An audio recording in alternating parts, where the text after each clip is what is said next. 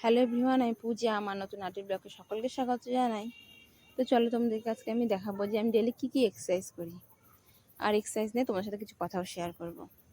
তো দেখো, এক্সারসাইজ কিন্তু শুধু বডি ফিট রাখার জন্য না, এক্সারসাইজ কিন্তু একটা ওষুধের মতো কাজ করে। যেমন ধর, অনেকের অনেক শরীরে প্রবলেম আছে, যেমন গ্যাস্ট্রিক প্রবলেম আছে, গা হাত পা ব্যথা আছে, কোমরে ব্যথা আছে। বিশেষ করে ওমেনদের জন্য, মহিলাদের জন্য ওদের কিন্তু কোমর ব্যথা হতেই থাকে। তো সেই কোমর ব্যথাটা শুধু অন্যদের জন্য নয়, আমারও কিন্তু কোমর ব্যথাটা ছিল। আমি কিন্তু ডেলি এইসব এক্সারসাইজ করে কিন্তু অনেকটা রিলিফ পেয়েছি। আর এই এক্সারসাইজগুলো যেগুলো আমি করি, এগুলো কিন্তু 20 বার করতে হয়। আর প্রায় এক্সারসাইজ কিন্তু 20 মিনিটও করা উচিত।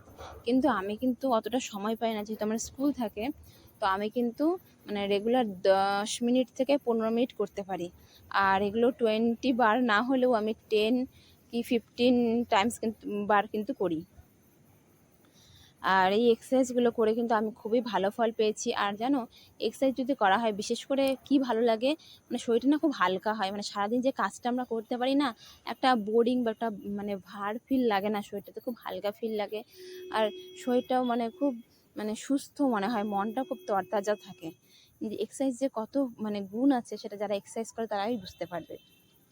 আর এক্সারসাইজের সাথে সাথে আমি তো এগুলো ডেলি করি, তার সাথে কিন্তু আমার একটা প্রবলেম আছে, একটু পিসিওডির প্রবলেম আছে। সেই জন্য কিন্তু পিসিওডিরও কিছু এক্সারসাইজ আমাকে ডক্টর বলেছে করতে, আমি সেগুলোও করি।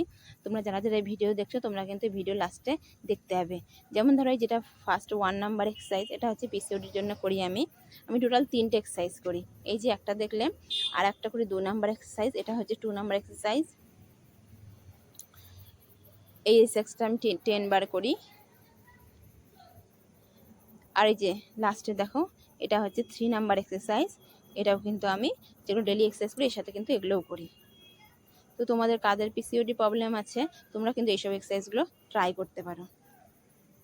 আর আমার এই এক্সারসাইজের ভিডিও ভালো লাগলে অবশ্যই তোমরা কমেন্ট করবে। আজকের মতো এতটুকুই, টাটা।